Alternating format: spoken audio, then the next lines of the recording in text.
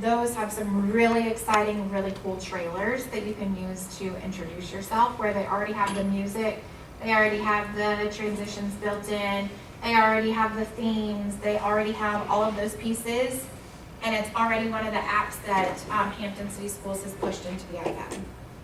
And it's very self-directed. If you've never done it before, you just follow along. If you need help with it, let me know.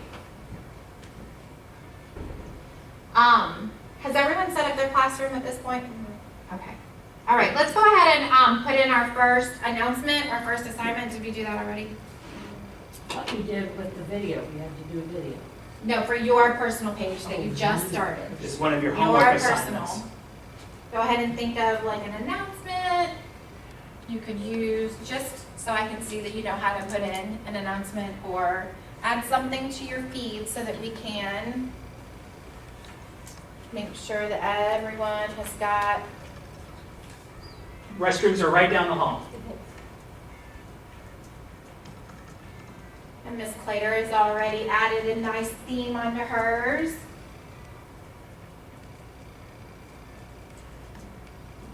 We're going to open our classroom back up so that you can see what one starts to look like as you begin to populate it with things. On the original Google Classroom that we have set up for you, and we will transfer all of this over to the one that we've just set up for this session. We've got a whole bunch of different math resources that we'll spend the last 10 minutes or so of our presentation showing you and using with your kid, or showing you and modeling for you, and hopefully getting you into a little bit, that are not gizmos, because gizmos are for a different PD. Here's an example of a selfie video that I posted onto my Twitter account, and that I have also posted onto YouTube. That then is easily posted into Hey, the this is Google Mr. Swan Classroom. with today's math swag. F of x equals 4x plus 2. Pause the video. My challenge is to Heathergood at goodnews757. You have 24. So they have 24 hours to complete the Math Swag Challenge, or they get a dink little poster on their tracking for their data wall, or the person who wins the most Math Swag Challenges has a little shrine built up in their room for Math Swag King, and that you're challenging and incentivizing your students to dethrone that arrogant kid who is now winning all of the challenges and is getting exceptional praise from you, because we want to incentivize technology inclusion. Just to show Miss Titler, who just came back, this is an example of a selfie video that is a challenge. Hey, this is Mr. Swan with today's math swag. F of x equals 4x plus 2.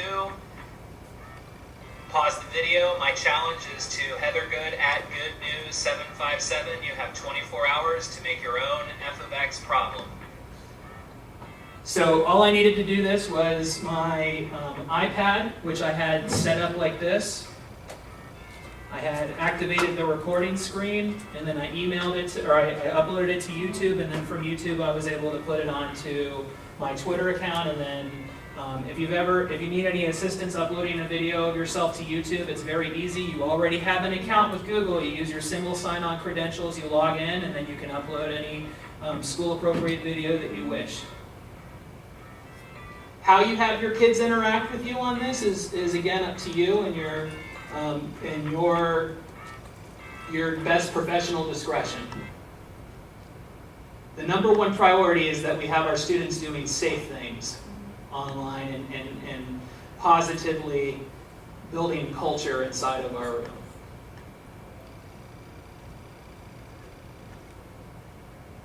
Back to the previous slide.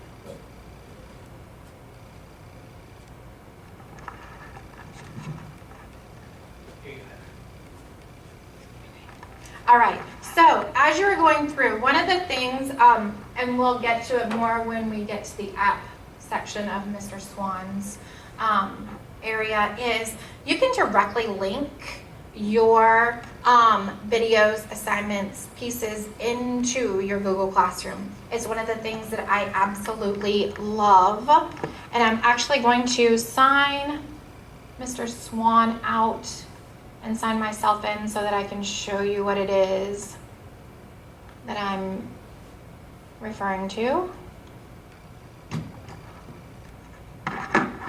Give me just 1 second. As you are going through, you will start to notice that a lot of apps these days have, why is it showing my whole new?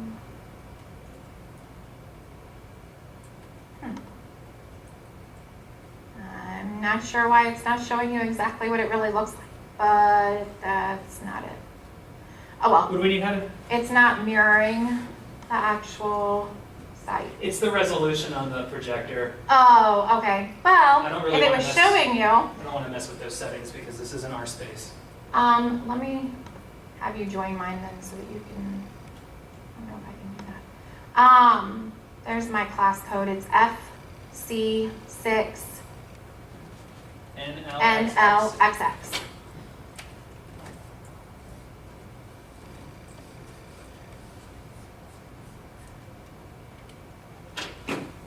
And so I created a get to know you form so that my kids could come in and do this. I teach second grade right now currently, and my second graders can do this, and they enjoy it. They enjoy being able to get onto the computers.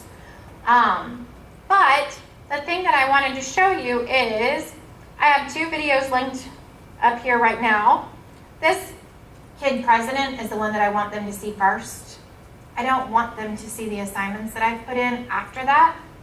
So I can go to these 3 little dots, move to top, and it moves it right to where I want them, where I want it to be. This is one that I linked directly from YouTube, and it's just a pep talk. I start my year with this every year.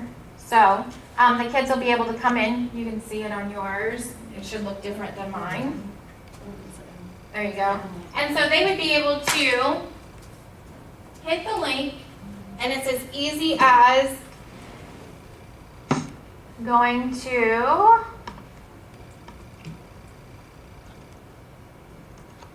YouTube. I put in kid president.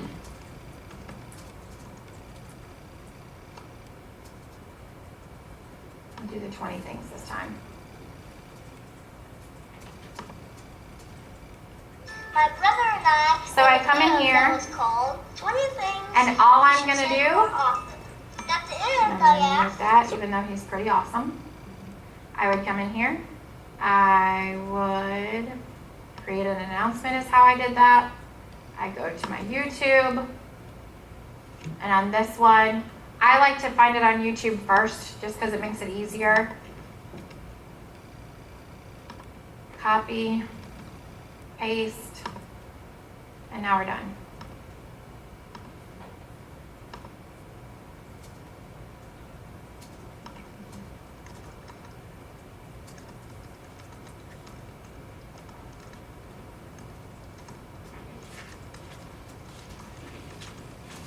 Now the kids have a way to go through and share things that they also feel passionately about us doing. So it's that easy to link things in.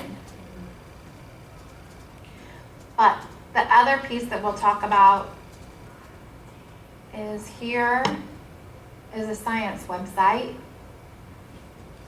where I went through, and it already has this Google Classroom square icon here.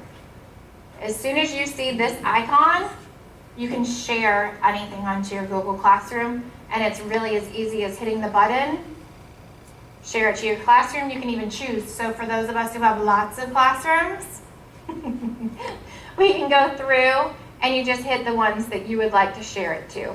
And any that are created under your login profile will pop up. So if you want to have a Google Classroom for each of your blocks that only your blocks can access, you can have 4 or 6 or 8 classrooms set up. And you can share it different. You can differentiate through the videos that you share with them. That piece, I kind of felt like I had been given a Christmas present when I found out about that. I had not seen it either. And then as soon as I found out that that's what it was, I feel like I see it all over the place now. And it really is a nice, easy way to link things in that you want them to specifically go to. And again, it's not you sharing a link and then the kids going, where am I supposed to be? What am I supposed to be watching? I can't get that one to come up. I searched it, it didn't come up. It's already within my Google Classroom, and there's nothing they have to do other than hit the link. And you can attach directions too if you wanted to. Many of the resources that we will share today are already modulated and portable to your new Google Classrooms. It's not showing up on yours either. I don't know why it is not. I spent hours creating that thing. Oh well. I don't know if you saw what I was doing, but it only took me about 2 minutes to set up a quick and send out to you a exit ticket feedback form. We are drawing down to the end of our time together. We would like to go over some math resources with you really quick and maybe talk to you about Twitter. And I'll show you my Twitter feed, and Heather would probably show you her Twitter feed as well. If you have any questions about setting up your own Twitter feed, or if you would like any help with that, we'll put that on you to do as kind of post work as well. Please remember, you all have a homework assignment tonight. What is that? 2 paragraphs. Does it have to be a 5-sentence paragraph, an APA citation? No, it does not. Your thoughts, your reflections, off the cuff, how you think. But don't do this right away. Go home, chill out, have a sandwich, think about your day, think about what you learned, think about your goals for next year, think about this resource, think about what you learned today, and then bring all that together into reflective forms. And this is how we would model you would expect to work with your students on this. Are you expecting them to do it as soon as they get the bus or as soon as they head to the next classroom when you have them reflect on a lesson on fractions or transforming improper numbers, improper fractions, or working with whole numbers or decimals? No, you don't really want that right away. You want to see if they can retain that knowledge. If you have a website, a Google Classroom that the kids look forward to learning off of, if it's easy and accessible to them, if you have built a positive culture, you are doing your own best part to fight summer slide.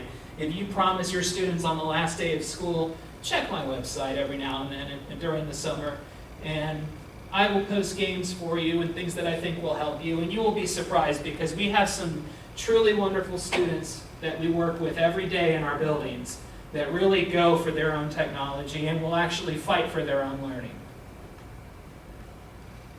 All right, so a couple of tools that we wanted to share that will help with your engagement is QR codes. Have any of you used QR codes before in your classroom? Okay. What are some ways that you've used QR codes? Oh, I put math problems all around the hallway, and the students partner up, and one person has the iPad, the other person, they help solve the problem, and then they check the QR code to make sure they got the answer right. And they have a response sheet. It's numbered 1 through whatever, and they have to write the answer, and then if they got the answer right or wrong, or I had to go back and rework it. Okay, great. And how have you used them? Same thing, because I got it from Zoe. Oh, well, there you go. Another really cool way that you can use QR codes is to introduce websites. You could introduce videos. You can differentiate and put a different QR code in each corner of the room, have them work on different aspects, do a jigsaw in a Google slide that then is automatically shared within your classroom. So it's incorporating all of those elements of technology in. QR codes is one of my favorite ways. In elementary school, we use a lot of task cards. And so I have started developing QR codes for my task cards so that my students can do a self-check.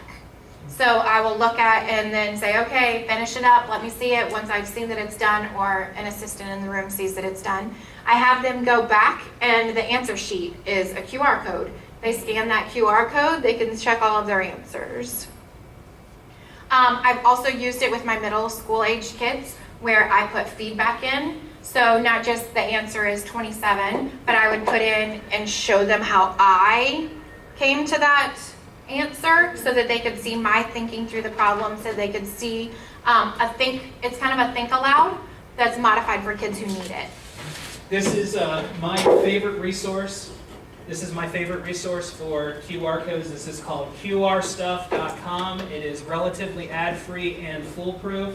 If you put your website that you're trying to link to, copy and paste that out of your browser locator into this bar right here, within about 3 seconds it will update this image, and then you can at your leisure then copy and paste that image, or you can download it. I don't usually download. It tries to say, hey, you should download it. I just disregard it. You click on the right with the 2 fingers, and then you can click copy image. And then you can easily go back to your classroom. Oh, dang. Why? That's all right. I just closed it. There's our QR code. And then if you have downloaded a reader, there are several that are available for the students in the app portal. Whichever one they prefer, whichever one you tell them to download, they just click on that link and then you'll hear a beeping noise and then it will flash you right to the website. And this happens to be my Twitter page. The other thing that these are really great for, along with the task cards, is we've set up, I've even done it in my classroom where we've set up stations, and I've given them a list of questions. The video that they need is the QR code. So there's no searching. The more that we can limit and explicitly direct them, the less behavior issues that we're going to have with them going to the wrong places. So that's my push for QR codes. The next one is Front Row. Has anyone in here used Front Row? I've heard of it. Front Row is a really great website where your kids, you sign them up, they go in, there's a pre-test that goes, and then it adapts what they need to practice based on, and it's math. There is a language arts section to it, but the language arts section, in my opinion, is not as fully developed as the mathematical piece. And then the part that I like the most about it is that you are then sent a weekly report. Johnny spent 15 minutes on this skill. He earned a 95 in his practice. Johnny would benefit from, and it'll give you some suggestions as to what else they can do.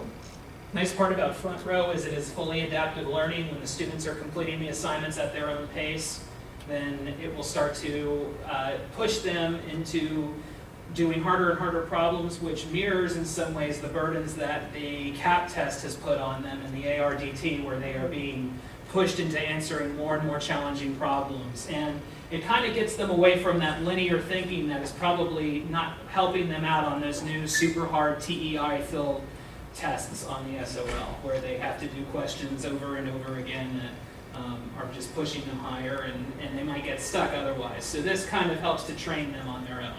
The other piece that Front Row really helps with is there's a video link. If they're struggling, it'll say, here, watch this. Kind of like Khan Academy does, only with this one, if they've missed it, then the video pops up. So it gives them questions and quizzes to go through. Prodigy, I didn't finish the... Prodigy is a really cool website that no, I'm done with that one. I'm sorry, I was talking out loud. Yep, it's fine.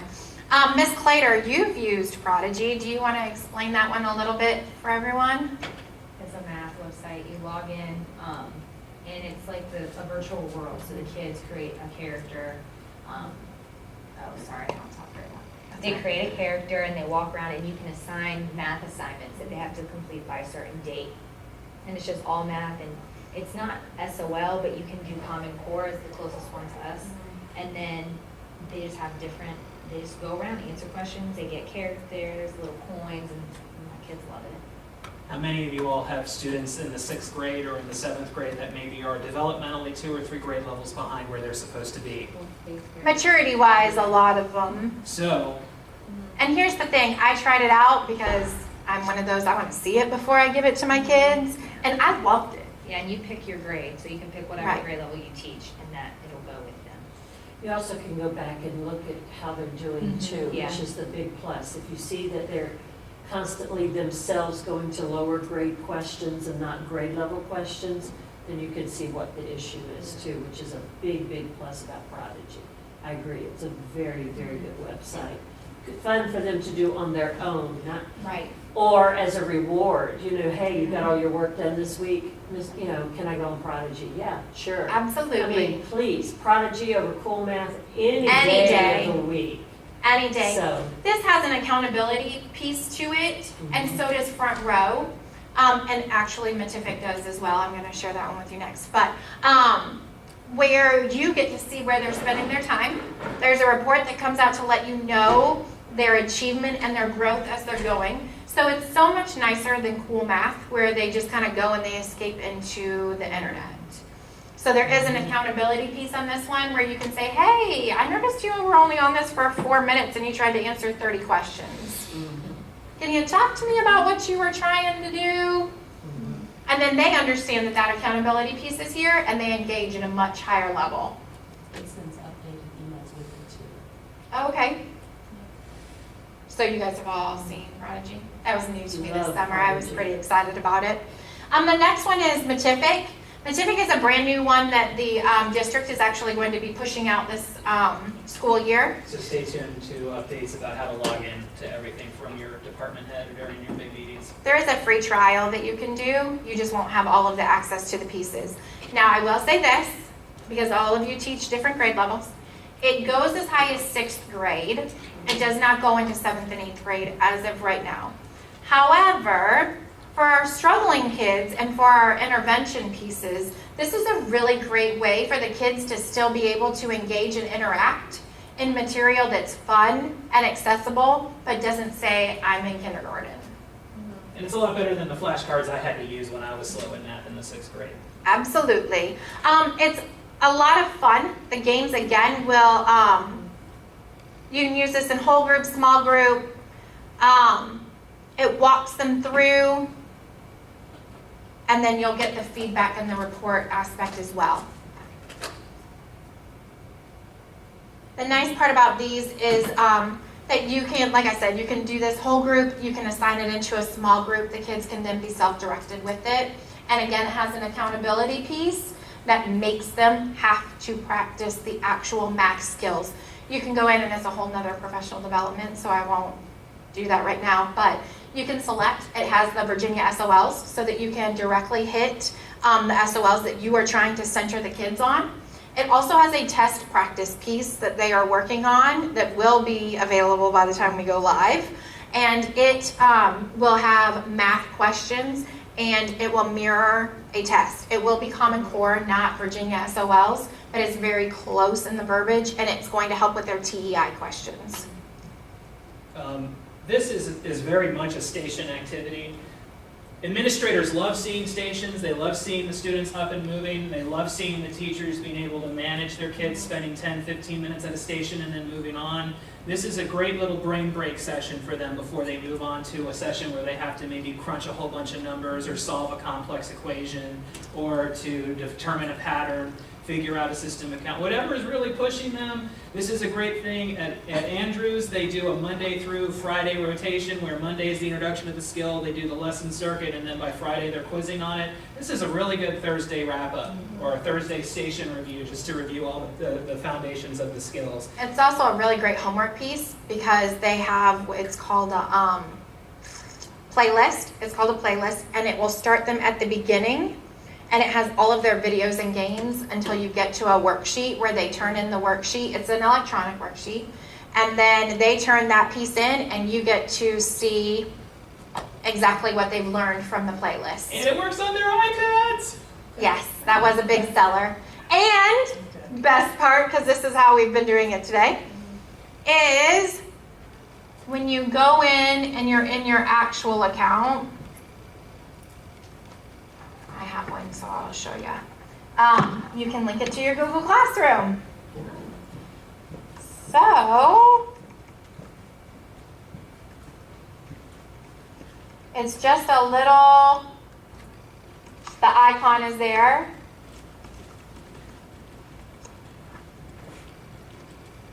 And you go through and has the math activities. I'm just going to pick one randomly. I've now opened it, and by opening it, I can assign it to specific kids. Their email is in here, so you can go in and just your low kids And you can can get 4th grade stuff. differentiate to their needs, which is one of the biggest philosophies of putting technology in the classroom. It was one of the keystones that we touched on at the very beginning, was bringing the technology to the kids to meet their needs where they are, to help maybe bring them up and to provide foundations for skills that they might not have gotten. Yep, the ownership piece is big in this one. But it says share to classroom. You hit the link. It pops up your classroom and you share it. Easy peasy. So, And you said they have a pre-test on this where they quote unquote start with, and then it can help them from there. that was on the other one. This one does not have a pretest. This one is based on teacher knowing the skill that they need and assessing that way. So just a cool little piece to show you guys with Matific.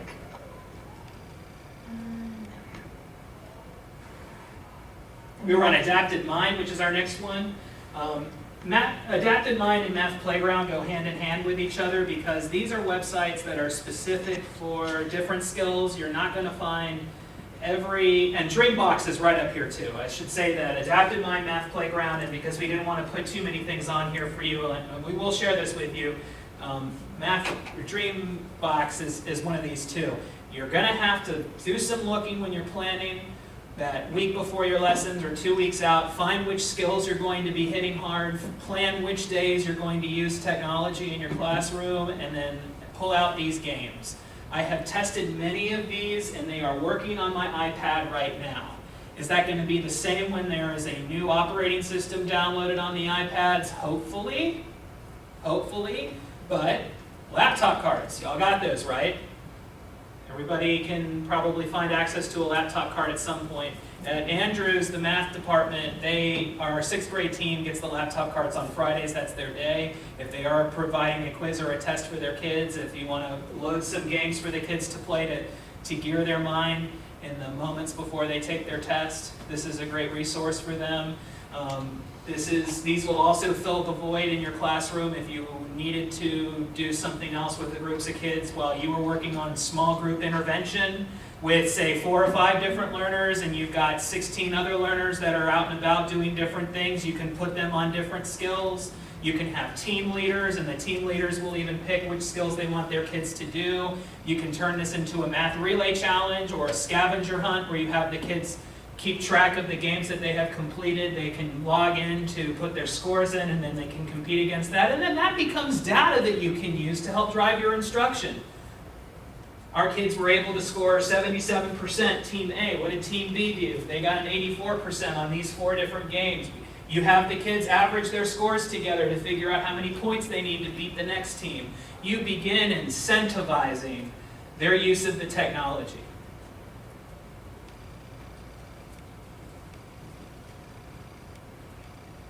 This is the last little piece that we kind of threw in to let you know, because all of us are really trying to get to that Blooms, to get those kids really actively engaged. And this is just a nice picture so that you can move your way up through the apps that will help you get the kids into our highest level of synergy or creating. So it's just a nice visual for you guys as you're exploring and adding to your Google Classrooms to be able to add some apps in that work well with the Google Classroom.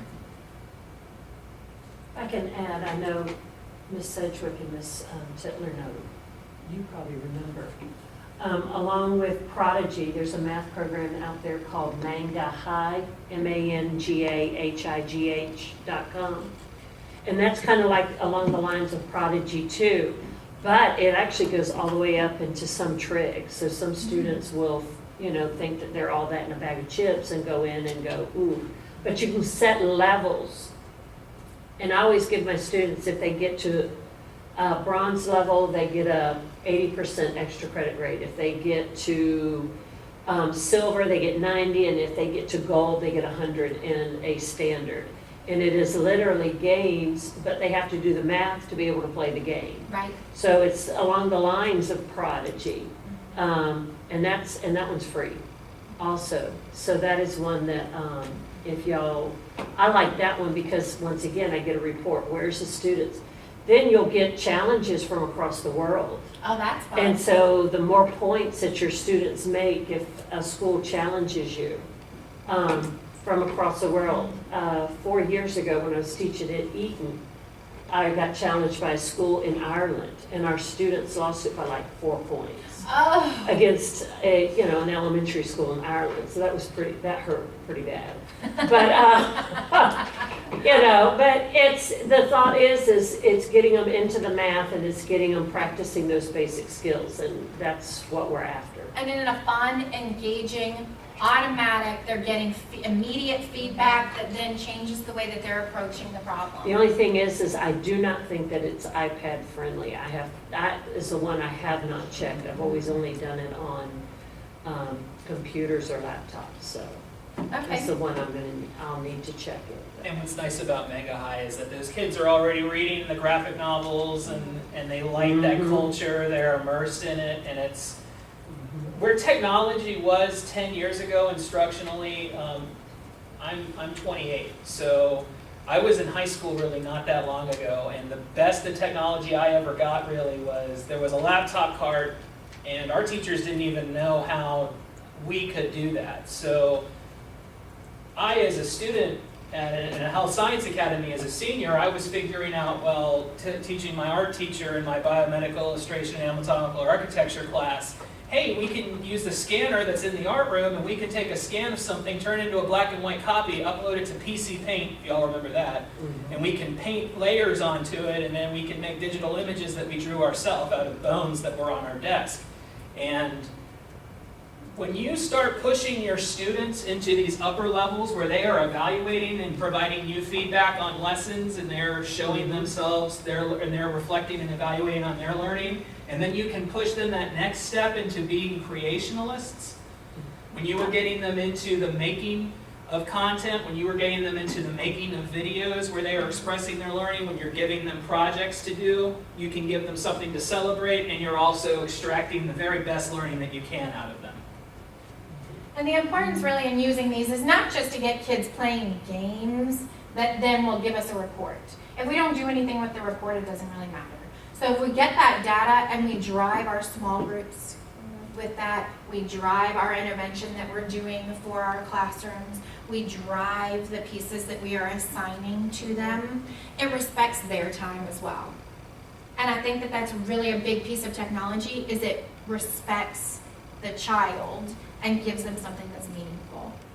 When you've got kids that do not respond positively to bookwork, do not respond positively to using the whiteboard, do not respond positively to doing worksheets because they have autism, or they have a conduct disorder, or they have special learning needs. Maybe they have a problem looking at black and white print on a piece of paper in front of them. A lot of these games are very colorful, they're engaging, they have movement involved, so it can help focus the attention of somebody who has attention deficits, or that is maybe needing a little bit more stimulation than just you tired at the end of 3 days of rigorous instruction and 2 fire drills and an assembly and everything can give them. You are breaking up the pace of your classroom to keep your kids hooked on learning.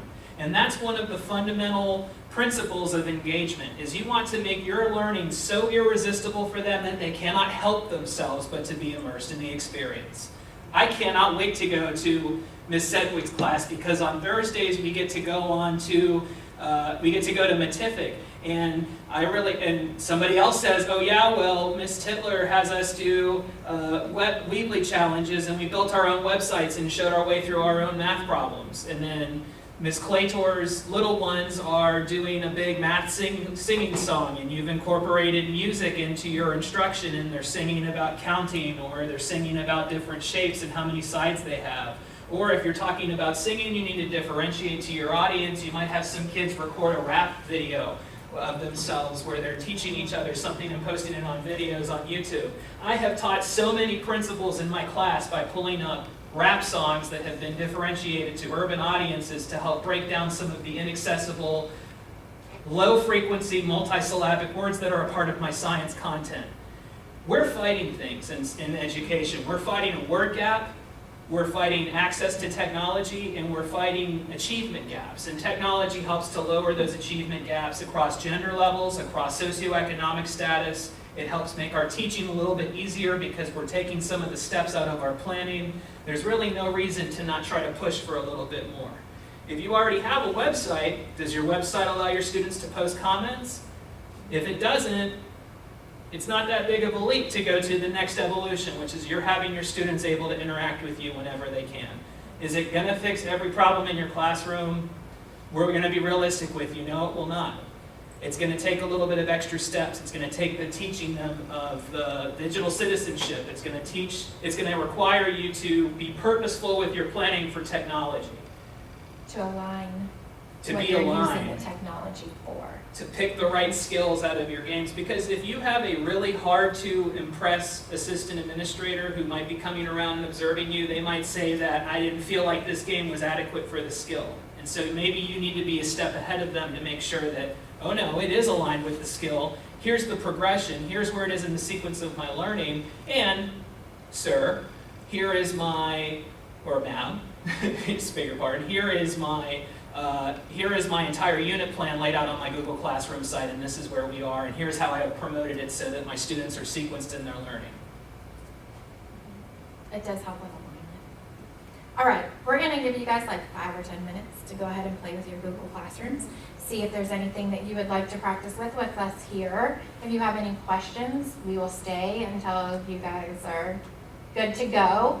If you need us, I just thought about that. You have our email addresses already. There's an exit ticket that we forwarded to you. Please complete that before you leave today, or if you want to do it a little bit later, that's tonight. What's your homework assignment, ladies and gentlemen?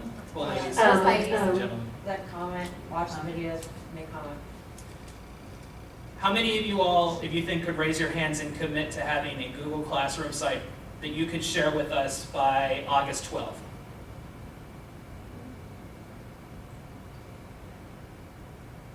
The more time you put into this, the more points that I think we can probably fight for you to get for recertification. Mr. Lawrence's information literacy, I was just on the phone with him a couple of days ago. He said that they have like 150 points that they can award over a course of a couple of years with teachers refining their craft with Google Classrooms. Google Classrooms is where Hampton City Schools is trying to push a lot of their technology. We've already made the capital investment because this part of Google is not free. So Hampton City Schools has made this pretty significant capital investment for us to make us better teachers and to help us use technology in our classrooms. And we would like to do everything that we can to continue to help you and have an ongoing dialogue. One of the other requirements for professional development points with our seminar is we would like to encourage you to join us on Twitter for educational Twitter chats. And I have not picked the date or the time for those. If you feel like you would like to participate and you can be awarded professional development points for your engagement in these Twitter chats, please send me that in your exit ticket, like when you think would be some good days. I like weekend mornings, because I already get up to go wash my car before it gets too hot and move the yard and stuff. So one more thing before I begin my morning chores while I'm drinking my cup of coffee is kind of a good thing for me. That's how I like to do it, but they have them on every night of the week, and we can pick. We have a lot of flexibility. So when do you think you would be able to sit down for an hour, interact with your phone, go out to dinner with people that you would normally hang out with, and just pop on Twitter, look at the comments, share your thoughts? We might post an article for you to read, for you to reflect on, and then we will have like a little article book club sort of thing, just to kind of push your learning. If you have any days down the line that you would like to commit to that, please feel free to send that to us in the exit ticket. Any questions for us? Very importantly, thank you so much for coming out and taking Thank your you. time today and for your Appreciate it. patience in scheduling. I know we had some fits and starts, so thank you for not giving up on us. We hope that you were able to make this worth your while. And we are available starting now for setting up classrooms, Individual questions. individual questions. Like, can we post like assignments in advance and just block from the kids? Yes, that's what the date thing does. Oh, When you okay. put it onto the calendar, whatever date I'll show you, for the announcements, you can make it, that's the day it'll show up. Okay, so like, what's the new Okay, so for the assignments, I love these Dreambox. And Dreambox has like a really couple of good games that are good for the Promethean pen, where you have the kids come up. What I've noticed, I don't know if you all have noticed this too, but when I've got kids that are using the Promethean pen, it's like I've got the 1 or 2 kids that really want the Promethean pen, and everybody else is kind of tuned out, like it'll never come to me. I find, okay. in my experience, that Promethean pens are best in stations Right. or groups, Yes. where I've got Absolutely. 3 or 4 kids that are going to And be then the other guaranteed thing to you can interact with the do, and it Promethean can be a board, and little then I've bit got more the other advanced, kids is you set can up. include your Yeah, calendar. they're a Google calendar, they're on or so off. you can set up assignments and due dates, post it on the Yeah, I calendar in your Google Classroom, and then it links to the assignment, so that you've got all of it nice and neat set up for you, and then you just add pieces in as you go. Yeah. then the other person. That can do scheduling it. piece is a really, really nice feature. So Because, you know, there are times I when we do found an a way to entire week at one incorporate time, that and, because but they we don't want have to miss run the the whole whole And also, I- that way we don't I know that loaded, I mostly need to put use, that aside. let the students come The up other with really their nice part is that we equations didn't for get to order of get to is, operations. within So, those Google forms. Somebody's writing, you but can somebody else create is doing the quizzes, teaching, well, what's the and next then step? you can And then have what's the them look next step? through and do So the it quiz, it grades it incorporates, for like you you. said, incorporates a couple of And other then parts all of you the do is classroom when they're telling how So it's to. really kind of made everything You have- streamlined for you. Be selective. All the Mhm. information is gonna be posted in that one. You do, because I have a lot of, well, I had a couple of students last year that threw the pen and broke the pens, and You're they threw them retired at the Promethean board because they didn't get the answer I'm right. selling Yes, places we've already got. yes, like that you have to deal with, so that's the I status. retired in like 12 years. So sometimes having them come up to the Promethean board is not Good an for option. you. Thank you for coming. Don't Thank forget the you. exit tickets and the homework. Yes, I did the exit ticket, I'm sorry, I just have a Oh, bang. no, She has you're another fine, you're fine. meeting, See you so later, I'm Ms. Clater. sorry. Thank you for coming. Thank you. I So- like that's the right. Oh, good, thank A you. reflection. Paragraphs on this and the, okay. Yeah, and be reflective. Where do you think you might have some difficulty with the Dreambox applications? This is just one of them, but if you don't want to do Dreambox, I'm going to open this up. Pick any of the resources that we showed you today. Mhm. Whichever one you feel like you have the best reaction to. Give us a little feedback. Where do you I like think? this little front row thing. Front I row? love Looking at front row.